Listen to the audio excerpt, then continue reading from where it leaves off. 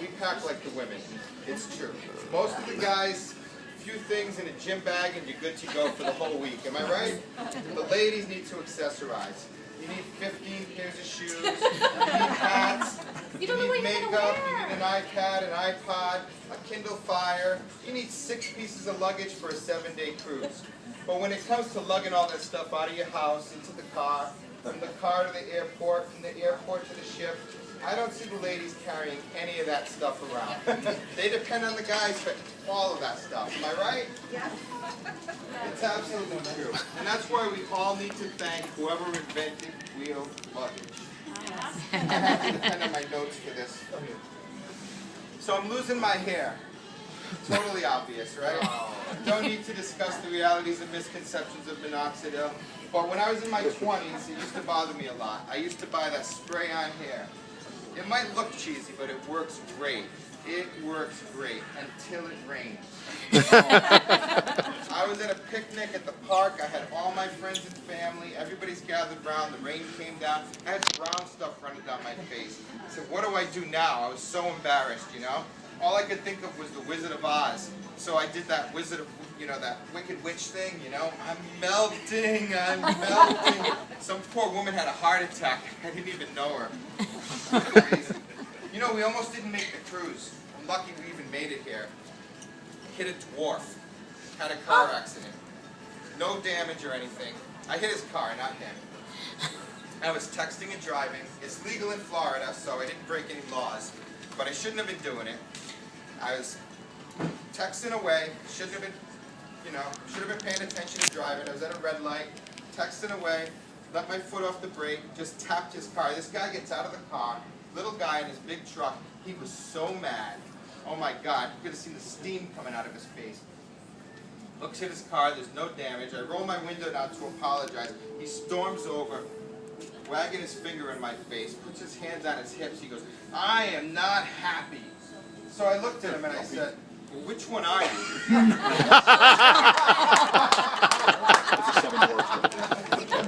I know you guys have seen on Cruise Critic, some of you have been on a lot. I met the famous icon, the legend, Joan Rivers, a couple weeks back. Great woman. I spent 3 hours on the plane sitting one seat behind her. Wonderful, wonderful woman. I'm glad I didn't get to know that she was sitting one seat in front of me, because I would have been chomping at the bit, you know?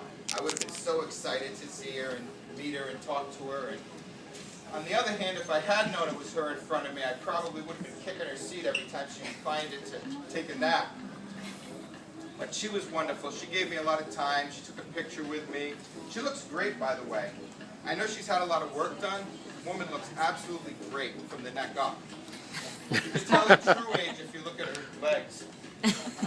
She's 90 years old from the knees down. From the neck up, she's 40. But I love her. The next little bit is an homage to Joan Rivers. I had the opportunity some years back to do a comedy tour of England. I actually met the Queen of England. Who gets to do that, right? Who gets to meet the royal family and the Queen of England? So what do you do when you meet the Queen of England? You bow, you bring a gift, you kiss her hand. I'd never seen her before except on a stamp. So I said, what the hell? I went over and I licked the back of her head. But the whole royal family, I had to meet them in a procession, you know? I met one of her cousins. They're a stuck-up, snobbish bunch. What do, you know? So, snobby bunch. I went down this procession. I met them all. Got to one of her cousins. Snobbiest one of all, right? I said, hi, I'm Steve McMahon. She goes, fon, fon, fon, fon. I said, this woman's got to be kidding. So I said, well, fon, fon, fon, fon, fon, fon. You know, she invited me out to her estate for the weekend. Crazy. And they're ugly. Oh my God. When you see them on TV, the royal family, they put makeup on them, they dress them up, they look a little better. When you see them in person, they're ugly as dogs. Ugly as dogs. You go out on any street in London and call their names, Queenie, Duke, and Prince, and he shows up. I'm telling you. So I'm originally from Rhode Island, smallest state in the Union. And it's nice up in Rhode Island. Suburbs, just like the suburbs anywhere. After living in New York and being poor, you don't realize how spoiled you are living in the suburbs. Suburbs are completely different than living in the poor area, the poorest areas of the city. You get a nice big house, you get a yard, you get trees, you get grass. When I lived in New York, at least where I could afford to live, the only time I ever saw trees and grass, it came in a baggie. It's true though, I thought I was going to move to New York and end up with this nice big penthouse apartment on the Upper East Side with a great park view. I had no clue. No money, no clue. I ended up with a closet-sized studio in Spanish Harlem. I did get a great view though. I got a great view of the old lady across the alley changing her Depends every night with the window wide open. Absolutely true. I couldn't afford anything. I couldn't even afford to go to the gym. I used to have to go work out at the Nordic Track store at the mall.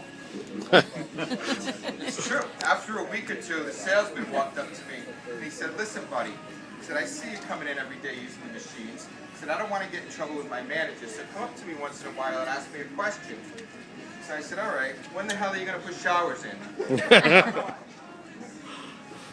So it was starting to get there for me. You know, I was getting some tech jobs. I was getting buff. I was the only white guy in my whole neighborhood. And everybody thought I was a cop. Worked out to my advantage. I'd go into the subways and I'd see like a drunken guy trying to paw on some women, and I'd stick up for them. And New Yorkers have this thing where it's not happening to them, it's not happening. You know, they stare straight ahead, read their paper, listen into their iPhone, whatever they're doing. Somebody could be robbed, beaten, raped right next to them. It doesn't happen if it's not happening to them. But I was naive, or maybe it's because everybody thought I was a cop. I would stick up for them. You know, I'd use that line from Training Day. You know, you want to go to jail or you want to go home? And it always worked. People thought I was a cop, so it always worked. If these people said that to, if they only knew, the only time I ever touched a pair of handcuffs, it was the kind with the fur all over them.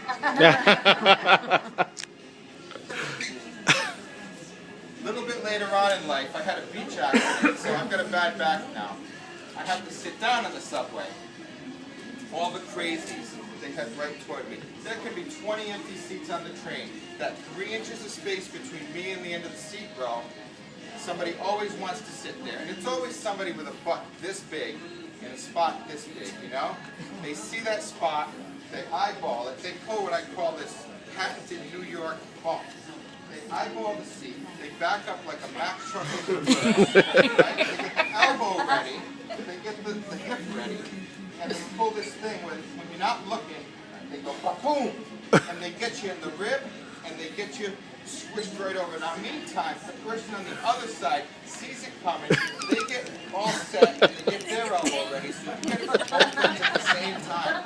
You spend the whole ride stuck with no air in you, between thunder thighs and who knows what. It's absolutely true. This is what happens to you. Hang on a second, I've got to get my... This is another true story. We got drunk one night in New York City. We had a limousine. My friend Teresa put me up to this. We'd done a whole bunch of shots, middle of winter time. We had a limousine. We stopped at the 7-Eleven to go get some beer. She says, "I'll pay for the beer if you go in on this bet." I said, "Okay." She took my scarf, wrapped it around my head like a turban. I know this isn't appropriate. I was drunk. I admit it. Wraps it around my head like a turban, takes her lipstick out and puts a dot right here. Sends me in to ask the poor Indian guy behind the counter for a discount. I'm up for it. Meanwhile, the police show up on their break to get their drinks, their snacks, whatever they're going to get. They're right behind me in line. Now, I'm nervous. I'm standing in line. I know the cops are right behind me.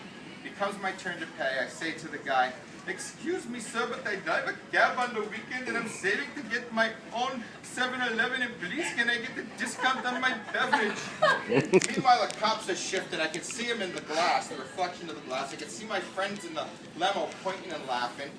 And I'm like, my heart's going ba-boom, ba-boom, ba-boom. What's going to happen here, you know? The guy's looking at me. Finally, he says to me, "You stupid jerk. Only the women with a dot on the head." So I take my beer, I'm ready to leave. The cop says to me, "Hey, you want to go to jail or you want to go home?" So yesterday, us gay people, we're not quite like regular married people. We're allowed to flirt a little bit, you know? So I was flirting with this guy on the boat. A good-looking guy, no personality whatsoever. So I'm talking to him a little bit. And I've lived all over the place. Lived in Rhode Island, Long Island, lived in New York City. Now I live in Florida. He asked me where my accent is from. So I said, well, it's a Rhode Island accent. Most people say that, you know. He says, no, it's not. I've been there. You don't have a Rhode Island accent. I said, okay. He said, maybe you hear a New York accent. I've lived there too. He says, no, that's not what I hear. I said, okay, it's a gay accent. You know what he says to me? Where's gay? So I said to him, listen, Dorothy. Together. Open your mouth and close your eyes and I'll take you there. Wow. So we're in the internet age now, right? It's the information age. Everybody's online. You guys are all from Cruise Critic. Everybody's got email. You've all got Skype. You can call people from the internet. We've got Facebook and Twitter. You can tweet about what movie you saw. You can tweet about what you had for dinner. Some people tweet when they've been to the bathroom. You can buy and sell things on the internet. You can do anything on the internet. Show of hands, who's had cyber sex on the internet? I've got no shame. I admit it freely. I tried it, hated it. I don't know if I did it right. Hated it. Hated it. It made me so sore. That damn Wi-Fi router kept getting stuck in my butt. Oh. That's it, people. I'm Steve McMahon, and I think we should give a loud round of applause to Linda and the volunteers. Great job, Stephen. Great job.